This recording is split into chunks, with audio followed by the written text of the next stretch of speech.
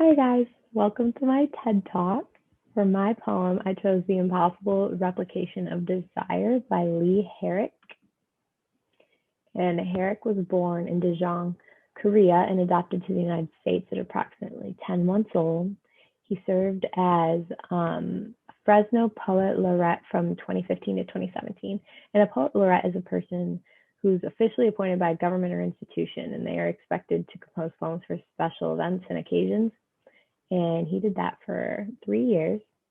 He still lives in Fresno and teaches at Fresno City College in the MFA program at Sierra Nevada. He is the author of 3 different books of poems, and these poems have appeared in several literary magazines and journals all across the United States and in Korea. And now I'm going to read the poem for you guys. The Impossible Replication of Desire. How much delight before we collapse? How much earth in the lungs? How much wine? When we want more, when the weeds sprawl, it is not what you think.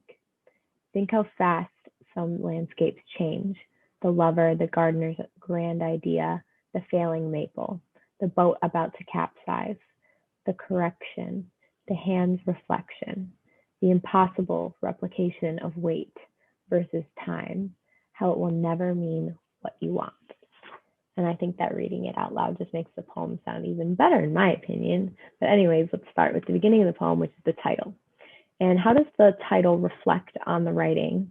I think that this is a perfect title for the poem because the whole thing is centered around materialistic views. It's all about wanting. We have all been taught that we should strive for individual happiness versus through money or physical objects. And right off the bat, the title gives the brutal truth on desire. It's not hard to achieve, it's not difficult to obtain, but it is impossible to replicate. And I really like how the poet uses the word replicate because that also kind of means reproduce. And that makes objects seem less valuable, and they're just losing their value if they can constantly be replicated. And as human beings, we always want more, but that is simply not possible. And that is what this title summarizes. Then we move on to the first stanza. How much delight before we collapse, how much earth in the lungs, how much wine. It goes right back into that idea of materialism with a series of rhetorical questions. And where the first line reads, how much delight before we collapse, this is essentially alluding to the idea that we all realize at some point that objects can't make us happy. They just can't. We need to find some form of emotional happiness, whether that's a relationship or a hobby or your family, whatever it is. Objects are not truly what we desire as humans. The second line, how much earth in the lungs, is a fancy way of saying breathing, like taking in the earth through your breath. It's almost putting a time frame on when we can obtain a desire because there are only so many breaths we can take before we die. And maybe that's a little dark. I don't know, but that's how I interpreted it. And this is also the first of a few references to nature where it says earth in the lungs. And that's like one of the first references we see throughout the poem, which makes sense because this particular poem is from his book of poems called Gardening Secrets of the Dead. And then the last line of the stanza, how much wine? We all know that alcohol can be the source of many people's desire, and wine is a symbol of alcohol and that desire. It is alluding to the idea of selfishness because alcohol can completely take over people's lives, and it provides a relatable comparison that we can all probably share an experience with. And then the second stanza, we continue with that idea of materialism. The first line, when we want more, the poet just flat out states the concept of greed, which goes hand in hand with a feeling of emptiness when our desires cannot be fulfilled. It's kind of like saying that humans are shallow, but in a more poetic way. And this line kind of goes hand in hand with the line, when the weeds sprawl, which can also mean spread or grow or spread out, because when plants grow, they take up more space. So it's just a cool connection to the first line of the stanza and our second reference to nature in the poem. And then it is not what you think is the most common excuse that we hear when we encounter a misunderstanding. So like trying to make excuses for your shallow and materialistic desires.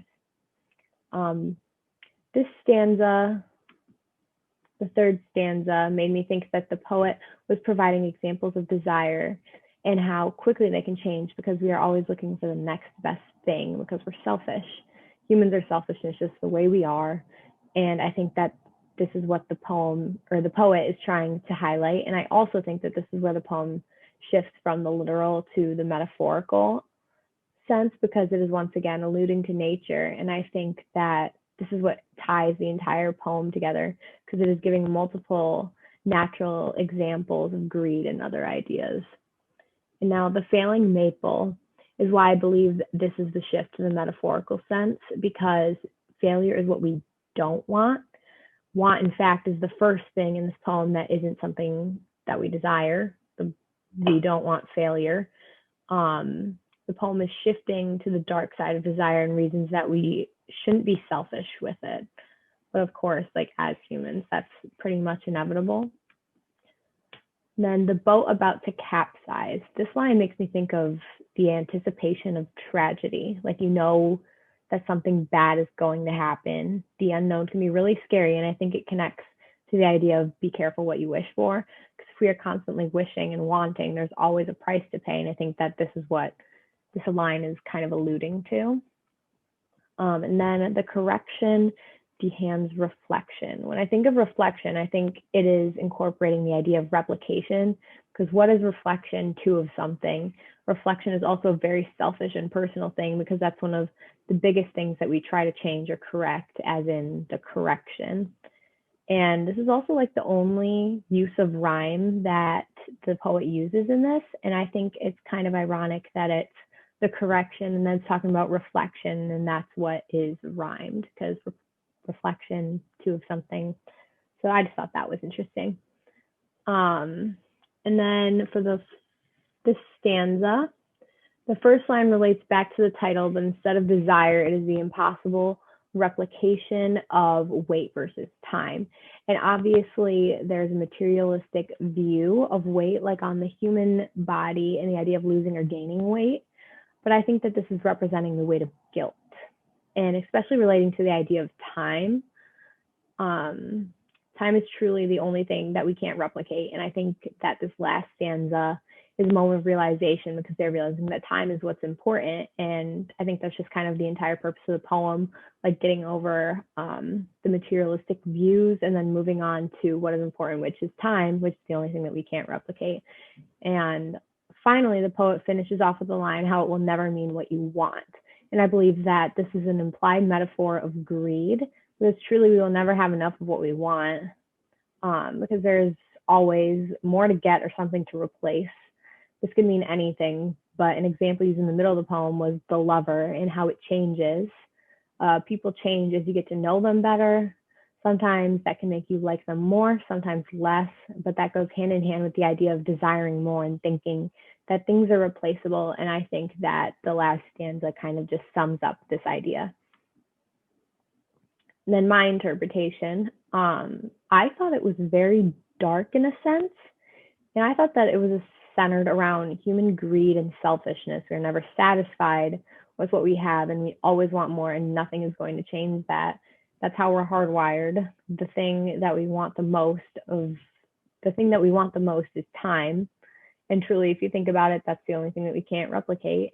So I think that this poem was kind of a lesson saying that we shouldn't waste our precious time on material objects, but with people and doing the things that truly make us happy. And happiness is what we should desire versus all of these objects or things that are not permanent in our lives.